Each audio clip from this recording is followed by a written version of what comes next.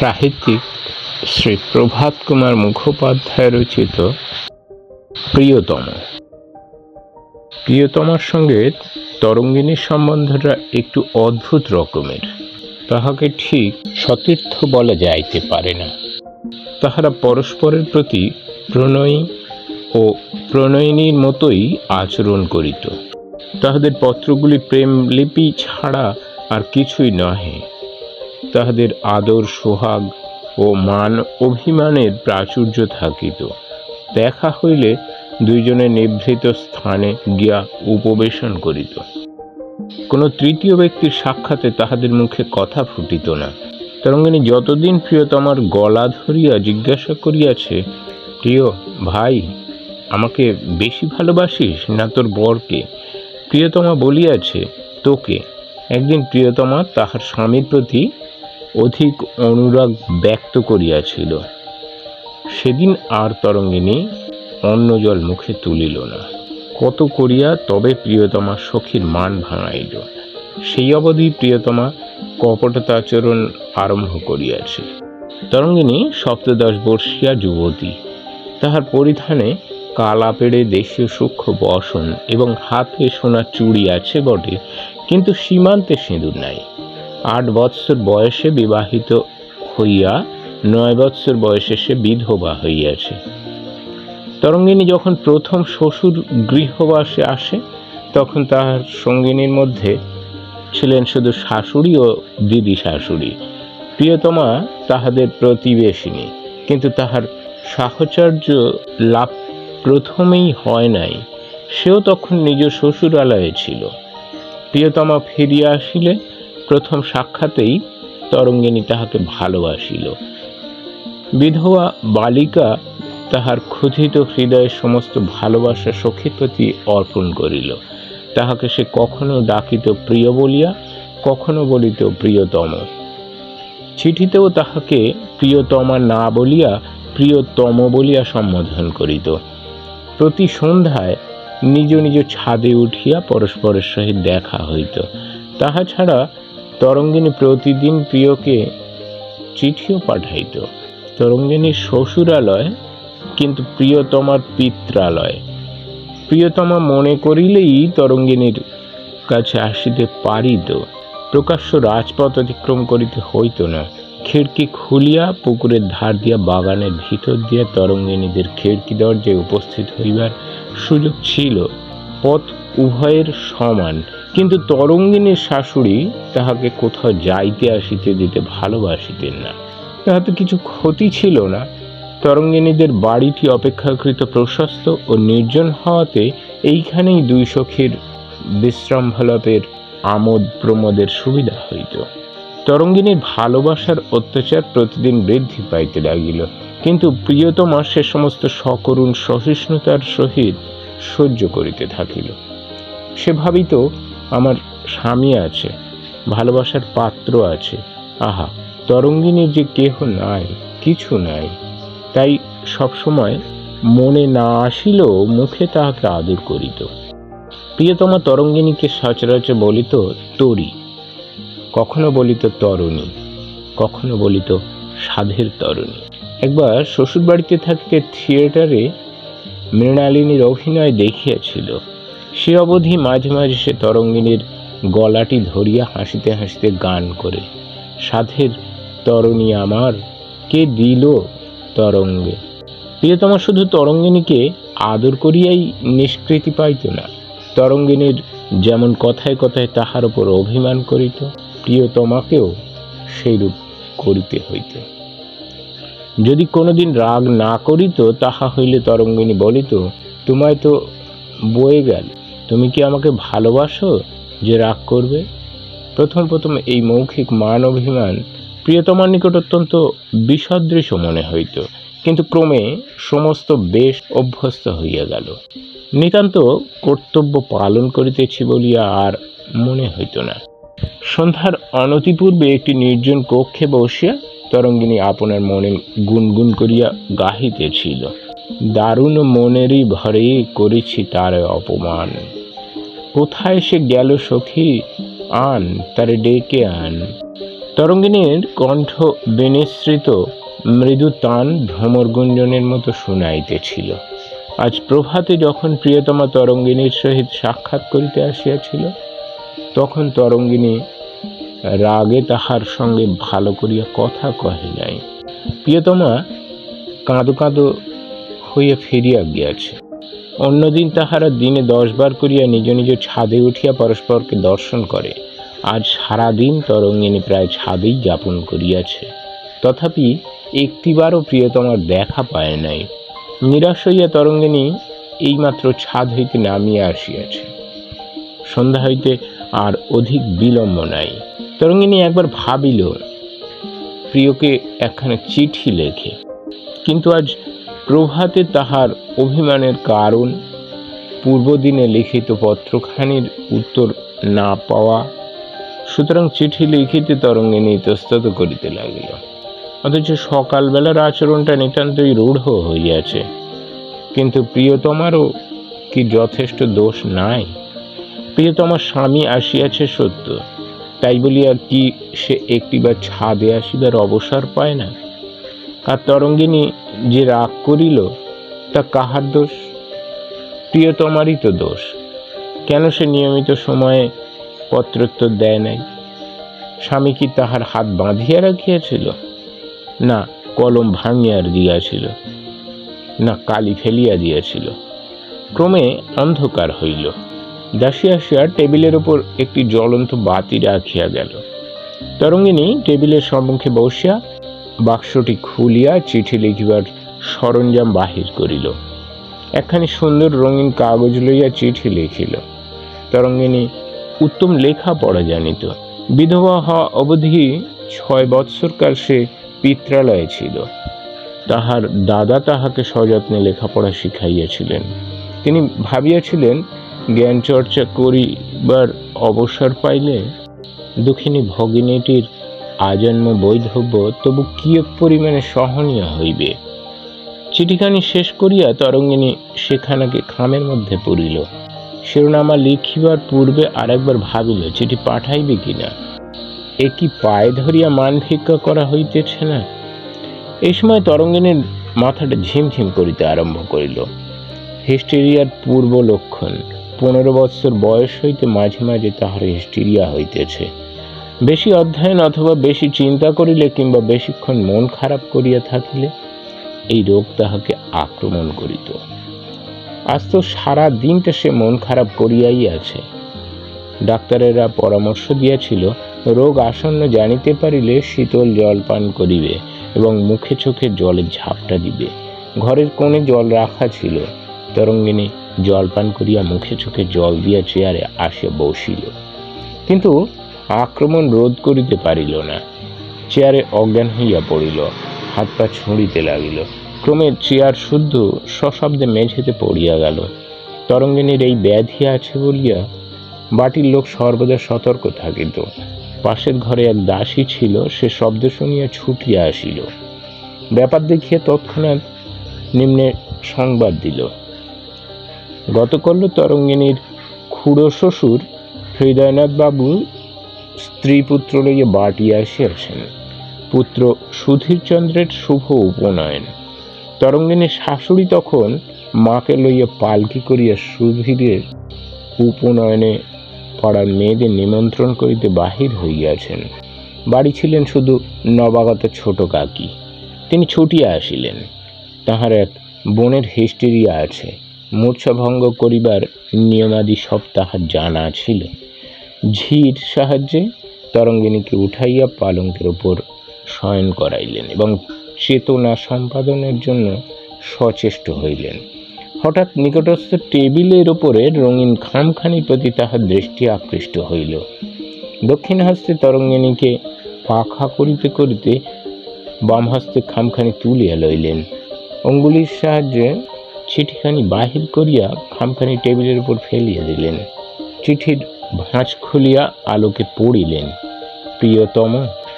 তাহার মাথা ঘুরিতে লাগিল, হাত পা অবশ হইয়া আসিল, নিঃশ্বাস জোরে বহিতে লাগিল। ঝিকে বলিলেন, তুই বাতাস কর, আমি শীঘ্রই আসছি বলিয়া পাখা ফেলিয়া গৃহ হইতে নিষ্ক্রান্ত হইয়া গেলেন। ইহার স্বামী হৃদয়নাথ মিরাটের প্রধান ডাক্তার, বিলক্ষণ উপার্জন করেন। লোকটি পরম হিন্দু। একসময় নাকি গোমাংসও ইহার উদরস্থ হইয়াছিল, কিন্তু সেসব ভূত কথা। আপাতত তাহার মস্তকে একটি প্রকাণ্ড শিখা দোদুল্যমান।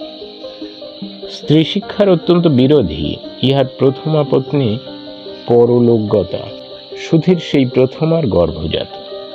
এই দ্বিতীয় সংসারটি এখনো কোনো সন্তান সন্ততি সংসারে আনিতে কৃতকার্য হন নাই, আর বড় আশাও নাই, কারণ ইহার বয়ক্রম এখন পঞ্চবিংশতি বর্ষ হইয়াছে। হৃদয়নাথ একটি ঘরে একাকী বসিয়া কি লিখিতেছিলেন। সহসা তাহার পত্নীকে প্রবেশ করিতে দেখিয়া চমকিয়া উঠিলেন। তাহার স্ত্রী চিঠিখানি তাহার হাতে দিয়া বলিলেন, পড়ো। হৃদয়নাথ চশমা আটা চক্ষু দুইটি স্ত্রীর পানে ফিরাইয়া বলিলেন, ব্যাপারখানা কি? কে লিখেছে? যেই লেখুক, দেখো না। হৃদয়নাথ চিঠিখানি অনুচ্চ স্বরে পাঠ করিলেন। প্রিয়তম, তুমি এমন নিষ্ঠুর! এই তুমি আমায় ভালোবাসো? আমি যদি রাগ করি, অভিমান করি, তাহা হইলে কি তুমি সে অভিমান ভাঙাইবে না, ফেলিয়া চলিয়া যাইবে? কাল সকালে আমি তোমাকে যে চিঠি লিখিয়াছিলাম তার জবাব দাও নাই কেন? তাই তো আমি রাগ করিয়াছিলাম, তাই তো তোমার সঙ্গে দেখা হইলে ভালো করিয়া কথা কহিলাম না। আমি কেন রাগ করিয়াছিলাম তাহা কি তুমি জানিতে না? যদি না জানিতে তবে জিজ্ঞাসা করিলেও তো পারিতে। তুমি চলিয়া গেলে পর আমার ভারী কষ্ট হইল। আজ প্রায় সারাদিন আমি আহার নিদ্রা ত্যাগ করিয়া ছাদে কাটাইলাম। তুমি তোমাদের ছাদে আসিলে না কেন? শেষে আমি মান খোয়াইয়া তোমাকে চিঠি লিখিতে বসিয়াছি। তুমি যদি আমার বেদনা না বুঝিবে তবে কে বুঝিবে প্রিয়তম? তোমার সাধের তরণী বুঝি পুরনো হইয়াছে, তাই এ অনাদর। চিঠি পড়িয়া হৃদয়নাথ বলিলেন, এ কার চিঠি? তোমারই। কার আবার? মেজ বউয়ের? আমাদের মেজ বৌমার? হ্যাঁ গো হ্যাঁ, আমাদের মেজ বৌমার। সর্বনাশী শেষে এই করলে, কুলে কালি দিলে। ই তো আমি তখনই জানি। যার কপাল পুড়েছে তার আবার কালা পেড়ে কাপড় পরা কেন, গহনা পরা কেন, পান খাওয়া কেন? স্ত্রীর বক্তৃতা স্রোত হৃদয়নাথ বাধা দিয়া বলিলেন, দেখো, তুমি ঠিক জানো এ তাঁরই হস্তাক্ষর। তোমার কথা শুনে গা জ্বলে যায়। এ আবার নতুন করে জানতে হবে নাকি? আর 4 বছর ধরে সে কালামুখী আমায় চিঠি লিখছে। তাহলে এখন কি হয়? কি হয়? ঝাঁটা মেরে বাড়ি থেকে বিদায় করে দাও, কাশিতে পাঠিয়ে দাও। লোকে শুনবে না? শুনতে কি কারো বাকি থাকবে? তুমি কার মুখে সরা চাপা দেবে? হৃদয়নাথ স্ত্রীর হস্তে পত্রখানি প্রত্যার্পণ করিয়া কিয়ৎকাল চিন্তা করি শেষে বলিলেন, দেখো, বোধ হয় তা নয়। এমনটাই কি হতে পারে? না, তা কি আর হতে পারে? তুমি যেমন ভালো মানুষটি সবাইকে নিজের স্ত্রীর মতো সতীলক্ষ্মী মনে করো। হৃদয়নাথের ওষ্ঠ প্রান্তে মুহূর্তের জন্য একটু মৃদু হাস্য খেলিয়া গেল। বলিলেন, দেখো, আমার তো সম্পূর্ণ বিশ্বাস হয় না যে বৌমা পাপে ডুবেছেন। আর যদি তুমি যা বলছো তাই হয়, তাহলে এখন হয়তো উনি ধর্মচ্যুত হননি, হবার উপক্রম হয়েছে মাত্র। উপক্রম হয়েছে মাত্র বই কি? তুমি বুঝি ভেবেছো শুধু চিঠিপত্র চলছে? আমার তো তাই মনে হয়। যেমন তোমার বুদ্ধি, তার উপযুক্ত কথাই বলেছ। কেন, চিঠিতে তো স্পষ্ট লেখাই রয়েছে। কি লেখা রয়েছে? তবে কি পড়লে চিঠি? তুমি তো নিজে পড়েছ, আমি শুধু শুনেছি। চিঠিতে তো লেখাই রয়েছে, তোমার সঙ্গে যখন দেখা হলো তখন ভালো করে কথা কইলাম না, শুধু কি চিঠি চলেছে? দেখাশুনো হয়েছে, সব হয়েছে। এ সময় ঝি আসিয়া ঊর্ধ্বশ্বাসে সংবাদ দিল, ছোট মা শিগগিরই এসো। মেজ বৌমা বড্ড কিরম করছেন। ছোট গিন্নি ঝির সহিত চলিয়া গেলেন। হৃদয়নাথ একাকী বসিয়া নানারূপ চিন্তা করিতে লাগিলেন। ইহার প্রকৃতিটি কিছু শীতল, মনোবৃত্তিগুলি সহসা উত্তেজিত হয় না, কোনো একটা বিষয়ে সহসা বিশ্বাস স্থাপন করেন না। কিন্তু যে প্রকারে হোক, একবার তিনি জাগ্রত হইলে, কোনো বিষয়কে সত্য বলিয়া স্থির করিলে আর কিছুতেই তাহা হইতে স্খলিত হন না। ভ্রাতুষ্পুত্র বধূ সম্বন্ধে তিনি অনেক চিন্তা করিতে লাগিলেন। যে আজন্ম বিধবা সংসারে শত প্রকার প্রলোভন অতিক্রম করিয়া স্বীয় ব্রহ্মচর্য ব্রত অক্ষুণ্ণ রাখা তাহার পক্ষে একান্ত কঠিন বটে। তাহাতে আবার তরঙ্গিনী লেখাপড়া জানে। স্ত্রী শিক্ষার বিপক্ষে যে সমস্ত তর্ক উত্থাপিত হইয়া থাকে, তাহাদের মধ্যে একটি এই যে স্ত্রীলোক লিপিলিখন ক্ষমা হইলে সমাজে অপবিত্র প্রণয়ের প্রসার বৃদ্ধি পাইবে। হৃদয়নাথ সচক্ষে ইহার প্রমাণ দেখিয়া অত্যন্ত অভিভূত হইয়া পড়িলেন। স্ত্রী শিক্ষা বিদ্বেষ তাহার মনকে তরঙ্গিনীর বিরুদ্ধে প্রতি মুহূর্তে বিষাক্ত করিতে লাগিল। ভাবিলেন, জ্যেষ্ঠ ভ্রাতাকে ইহা বলা উচিত কিনা। না বলিলেও তো প্রতিকারের কোনো সম্ভাবনা নাই। এখানে তরঙ্গিনীকে রাখা আর কোনো মতে চলিতে পারে না। আজও জানাজানি হয় নাই, কিন্তু ব্যাপার যেরূপ গড়াইয়াছে তাহার তো আর অধিক বিলম্বও নাই। তখন যে সমাজে মুখ দেখানো দুষ্কর হইবে, পুত্র কন্যাগণের বিবাহ দেওয়াও কঠিন হইবে। উহাকে স্থানান্তরে পাঠাইলেই বা ফল কি? যেখানে যাইবে সেখানেই মরিবে। যখন রাত্রি 8টা বাজিল, তখন বড় গৃহিণী ও তাহার জননী ফিরিয়া আসিলেন। তিনি বধূগত প্রাণা তরঙ্গিনীর মূর্ছার সংবাদ পাইয়া তৎক্ষণাৎ ওপরে গেলেন। গিয়া দেখেন তখনও মূর্ছা ভঙ্গ হয় নাই। ঝি ও ছোট গিন্নি তাহার শুশ্রূষা করিতেছে। এমন তো কখনো হয় না। এতক্ষণ তো মূর্ছা কখনো থাকে না। এ কি সর্বনাশ হইল! কখন মূর্ছা হইয়াছিল, তাহার পর হইতে কি কি উপায় অবলম্বন করা হইয়াছে, সমস্ত খুঁটিনাটি জিজ্ঞাসা করিয়া গৃহিণী বলিলেন, ভারী অন্যায় হয়েছে। ছোট গিন্নিকে তিরস্কার করিয়া বলিলেন, অতক্ষণ ধরিয়া একা ঝির হাতে রোগীকে সমর্পণ করিয়া যাওয়া ভালো হয় নাই। ঝি বলিল, বাছা, আমার গায়ে কি ক্ষমতা আছে?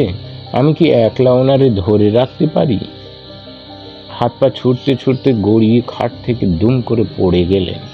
সেই অবধি মুখে একটু একটু রক্ত উঠছে। ক্রমে কর্তা বাড়ি আসিয়া সকল কথা শুনিলেন।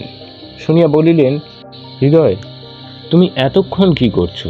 যাও যাও, কিছু বিহিত করো। ক্রমেই যে কেস খারাপ হয়ে যাচ্ছে। হৃদয়নাথ অনিচ্ছুকের মতো রোগিণীর কক্ষে প্রবেশ করিলেন। কিয়ৎক্ষণ পরীক্ষার পর বলিলেন, পড়িয়া গিয়া হৃৎপিণ্ডস্থ রক্তকোষে আঘাত লাগিয়াছে। সমস্ত রাত্রি ধরিয়া তরঙ্গিনীর চিকিৎসা ও শুশ্রূষা চলিতে লাগিল। প্রিয়তমার স্বামীর নাম অনঙ্গমোহন। গ্রীষ্মাবকাশে কলেজ বন্ধ হওয়ায় সে কাল প্রভাতে শ্বশুরবাড়ি আসিয়াছে। তরঙ্গিনীর সহিত প্রিয়তমার সখীর সংবাদ সে পত্রেই পাইয়াছিল। মিলনের প্রথম রাত্রে তাহারা পরস্পরকে লইয়া বিভোর। তরঙ্গিনীর কথা কহিবার অবসর পায় নাই। পরদিন রাত্রি 10টার সময় প্রিয়তমা স্বামীর নিকট আসিল। প্রথম কথাবার্তার পরই অনঙ্গ বলিল, তোমার তরঙ্গিনীর চিঠিপত্র দেখাও না। প্রিয়তমা বলিল, সে কি দেখাতে পারি? সে যে বারণ করে দিয়েছে কারুকে দেখাতে। অনঙ্গ বলিল, আমি বুঝি কারুর মধ্যে গণ্য হলাম? আমাকে দেখাতে হবে। প্রিয় বলিল, তবে তরুণীকে জিজ্ঞেস করি আগে। সে যদি হুকুম না দেয় তো কেমন করে দেখাবো? অনঙ্গ রাগ করিল, বলিল, না দেখাও না দেখাবে, আমি তোমার পর, সেই তোমার আপনার। প্রিয়তমা এ কথায় প্রতিবাদ না করিয়া নীরব হইয়া রহিল। পরদিন গিয়া সে তরঙ্গিনীকে সব কথা বলিল। তরঙ্গিনী বলিল, না ভাই, না ভাই, লক্ষ্মীটি আমার, তোর পায়ে পড়ি, চিঠি তাকে দেখাস নে। সে রাত্রে অনঙ্গমোহন স্ত্রীকে জিজ্ঞাসা করিল, হুকুম পেলে? প্রিয় বলিল, না, সে তো কিছুতেই রাজি হয় না। ইহাতে তাহার স্বামী ভারী অভিমান করিল। আজকালিকার দিনে লিখিতে লজ্জা হয়। আমাদের স্ত্রীবৎসল যুবা নায়কটি বালকের মতো অশ্রুপাত করিতে লাগিল। প্রিয়তমা তখন বাক্স হইতে চিঠির বান্ডিল বাহির করিয়া আনিয়া স্বামীর হাতে দিয়া বলিল, ওগো দেখো গো দেখো, অত দুঃখতে কাজ নেই। অনঙ্গ চিঠির বান্ডিল দূরে ফেলিয়া দিল, বলিল, যাও, আমি দেখতে চাইনি। এই অপমানে প্রিয়তমা মর্মাহত হইল। মেঝের উপর বসিয়া চোখে আঁচল দিয়া কাঁদিতে লাগিল। কিয়ৎক্ষণ তাকে তদবস্থায় থাকিতে দেখিয়া অনঙ্গের রাগ ভাঙিল। স্ত্রীর কাছে গিয়া বলিল, ওগো কাঁদতে হবে না। ইহাতে প্রিয়তমা আরো বেশি কাঁদিতে লাগিল। অনঙ্গ তখন নানা প্রকারের স্ত্রীকে আদর করিয়া সান্ত্বনা করিয়া তাকে সুস্থ করিল। চিঠির বান্ডিলটি কুড়াইয়া আনিয়া প্রথম চিঠিখানির প্রতি চক্ষু রাখিয়া বলিল, তরঙ্গিনীর তো হাতের লেখাটি বেশ না, খাসা লেখা, ঠিক পুরুষ মানুষের মতো। আচ্ছা, তুমি দু চারখানি ভালো ভালো চিঠি বেছে দাও, আমি পড়ি। প্রিয়তমা একখানি নির্বাচন করিয়া বলিল, এইখানা পড়ো। অনঙ্গ যতক্ষণ সেখানি পড়িতে লাগিল, প্রিয়তমা ততক্ষণ আরো খান কয়েক চিঠি বাছিয়া বাছিয়া স্বামীর হাতে দিল। অনঙ্গ সবগুলি একে একে পড়িয়া মুখখানি বিমর্ষ করিয়া রহিল। প্রিয়তমা জিজ্ঞাসা করিল, ভাবছ কি? অনঙ্গ বলিল, দেখো, তুমি আর তোমার সখীর সঙ্গে ভাব রাখতে পাবে না। কেন? না, এই যেরকম চিঠি, তাতে যদি আমি সব না জানতাম তো মনে করতাম প্রণয়ের চিঠি। কেন, সখীতে সখীতে প্রণয় কি দোষের? দোষের কি না সে বিচারে কাজ নেই। আমি ছাড়া আর কাউকে তুমি ভালোবাসতে পাবে না। কোনো সখীকে এতদূর ভালোবাসলে আমার প্রাপ্য ভালোবাসা কম পড়ে যাবে। প্রিয়তমা হাসিয়া বলিল, তুমি পাগল নাকি? হাসির কথা নয়, আমার প্রাণটা কেমন করছে এসব চিঠি পড়ে। সখীতে সখীতে এরকম চিঠি লেখালেখি করে কসমিনকালে আমি স্বপ্নেও জানতাম না। সে যে নিত্যি আমায় চিঠি লেখে, তাকে জবাব না দিলে সে আবার রাগ করবে। তা করবে, তার আবার যে অভিমান, কথায় কথায় অভিমান করে।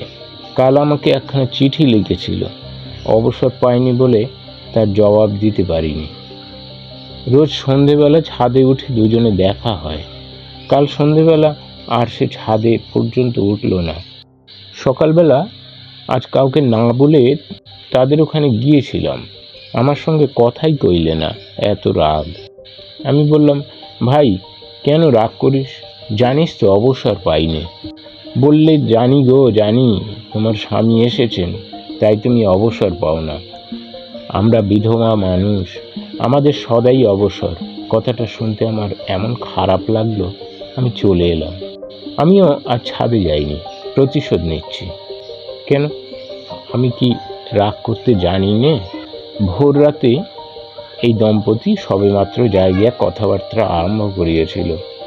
প্রিয়তমার যা দুয়ারের কাছে আসিয়া ডাকিলেন, পিরি। প্রিয়তমা উঠিয়া গিয়া দুয়ার খুলিয়া দিল।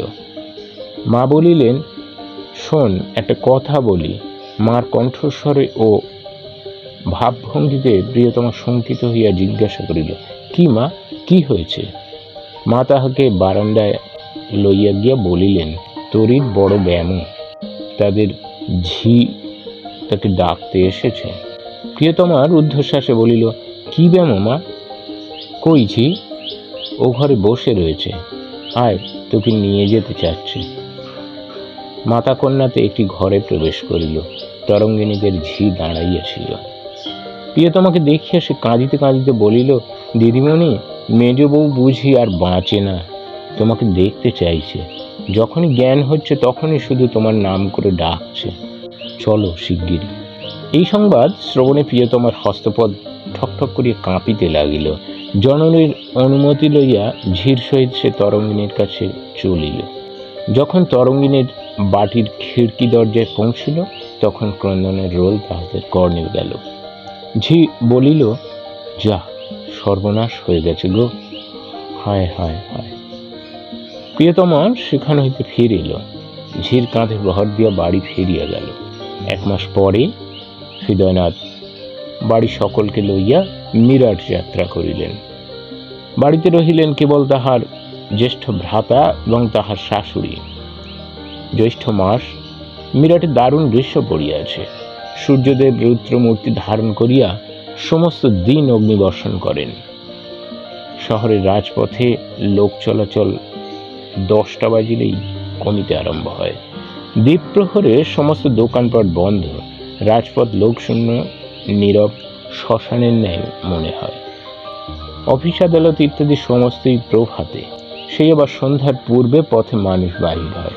একটি অন্ধকার প্রায় ঘরে দিবা দ্বীপ্রহরের সময় হৃদয়নাথ শয়ন করিয়া নিদ্রা যাইবার চেষ্টা করিতেছিলেন। বাড়িতে যতগুলি ঘর আছে সর্বাপেক্ষা এইটি শীতল, তাই মধ্যাহ্নকালে পরিবারস্থ সকলেই এইখানে আশ্রয় গ্রহণ করে। দুয়ার ও জানালা বন্ধ, খসের পর্দা দিয়া রুদ্ধ। ঘরের ভিতরেই বসিয়া এক ছোঁড়া চাকর পাখা টানিতেছিল। দূরে ছোট বধূ ছেলেপিলেকে লইয়া ঘুম পাড়াইতেছিলেন। বড় বধূ ধোয়া সানের মেঝেতে একটি বালিশ মাথায় দিয়া শুইয়া দেবরের সঙ্গে গল্প করিতেছিলেন। ক্রমে তরঙ্গিনীর কথা উঠল। বড় বধূ দুঃখ করিয়া বলিলেন, আহা, বাছা যে এমন করে দাগা দিয়ে যাবে তা আমি কখনো ভাবিনি। হৃদয়নাথ বলিলেন, বড় বউ, তার জন্য আর দুঃখ করে কি হবে? যা হওয়ার তা হয়েছে, তিনি বেঁচে থাকলেও সুখ হতো না। বড় বধূ আশ্চর্য হইয়া বলিলেন, কেন এই কথা বলছো ঠাকুরপো? অনেকদিন থেকে একটা কথা বলবো মনে করি, কিন্তু বলতে পারিনি বড় বউ। তিনি গিয়েছেন, সে ভালোই হয়েছে। বড় বধূ কৌতূহলী হইয়া জিজ্ঞাসা করিলেন, কি কথা ঠাকুরপো? কি হয়েছিল? হৃদয়নাথ কিয়ৎক্ষণ চুপ করিয়া থাকিয়া বলিলেন, আর কি বলবো মাথা মুন্ডু, তার স্বভাব চরিত্র খারাপ হয়েছিল। এই কথা শুনিয়া বড় বধূ যেন আকাশ হইতে পড়িলেন। বলিলেন, ও কি কথা ঠাকুরপো, অমন বলো না। তিনি আমার সতীলক্ষ্মী ছিলেন। হৃদয়নাথ দীর্ঘ নিঃশ্বাসের সহিত বলিলেন, বড় বউ, আমি স্বচক্ষে তার হাতের চিঠি দেখেছি। কি চিঠি? সে আর কি বলবো? কাকে লেখা? কে আমাদের সর্বনাশ করেছে তা ঈশ্বরই জানেন। বড় বধূ উত্তেজিত হইয়া বলিলেন, ঠাকুরপো, ভুল করেছ, তা হতেই পারে না। হৃদয়নাথ পূর্ববৎ বিষণ্ণ স্বরে বলিলেন, চিঠি যে আমার কাছে রয়েছে বড় বউ। কই দেখি। হৃদয়নাথ ধীরে ধীরে উঠিয়া বাক্স খুলিয়া চিঠি বাহির করিলেন। বড় বধূ তাহার হাত হইতে চিঠিখানি লইয়া জানালার কাছে গেলেন। খসখসের পর্দা ফাঁক করিয়া আলোকে চিঠিখানি এক মুহূর্তের জন্য মাত্র দেখিলেন। তাহার পর শয্যায় ফিরিয়া আসিয়া চিঠিখানি হৃদয়নাথকে প্রত্যর্পণ করিলেন। বলিলেন, তবু ভালো, দেহে প্রাণ এলো। হৃদয়নাথ পরম বিস্মিত হইয়া বলিলেন, কেন? বড়বাবু ধীরে ধীরে বলিলেন, ও তো তার সখী প্রিয়তমাকে লেখা। সেই ও বাড়ির চাটুর্যদের পিড়ি, তার সঙ্গে ভারী ভাব ছিল কি না? রোজ দুজনে চিঠি লেখালেখি করত। আহা, পিড়িছড়ি শ্বশুর বাড়ি যাবার দিন আমার সঙ্গে দেখা করতে এসেছিল। কেঁদে আর বাঁচে না। হৃদয়নাথের কপাল ঘামিয়া উঠিল, নিঃশ্বাস জোরে বহিতে লাগিল। বলিলেন, তবে চিঠির ওপরে প্রিয়তম লেখা রয়েছে কেন? ওই বলেই তো সে ডাকত। প্রিয়কে বলতো তরণী, সে পিড়িকে বলতো প্রিয়তম। হৃদয়নাথের মুখ পাংশু বর্ণ ধারণ করিল। আলোকভাবে কেহ তাহার মুখের বিবর্ণতে লক্ষ্য করিতে পারিল না। কিয়ৎক্ষণ চিন্তা করিয়া যেন আপনা আপনি বলিলেন, হায় রে, এ কথা যদি আগে জানতাম। বড় বধূ তৎক্ষণাৎ বলিলেন, আগে জানলে কি হতো ঠাকুরপো? তাহলে তাকে ধরে রাখতে পারতে। তাই কি তার চিকিৎসায় তেমন মনোযোগ করনি? হৃদয়নাথের মুখ দিয়া কথা বাহির হইল না। বড় বধূ বারংবার জিজ্ঞাসা করিতে লাগিলেন, তবে কি চেষ্টা করলে বাঁচাতে পারতে? হৃদয়নাথ দীর্ঘ নিঃশ্বাস ফেলিয়া বলিলেন, বড় বউ, যার নিয়তি উঠেছে, মানুষের চেষ্টায় কি তাকে বাঁচানো যায়? অদৃষ্ট লিখন খণ্ডন করা কি মানুষের সাধ্য? বড় বধূর মন এ উত্তরে সন্তোষ মানিল না। তিনি আজিও নির্জনে তরঙ্গিনীকে চিন্তা করিতে করিতে নানা কথা ভাবে। ভালো লাগলে লাইক করুন, খুব ভালো লাগলে শেয়ার করুন, আর উৎসাহ দিয়ে পাশে থাকতে আমাদের চ্যানেল পাঠে গল্প ও কবিতাটিকে সাবস্ক্রাইব করুন। এতক্ষণ আমাদের সাথে থাকার জন্য আপনাকে অসংখ্য ধন্যবাদ।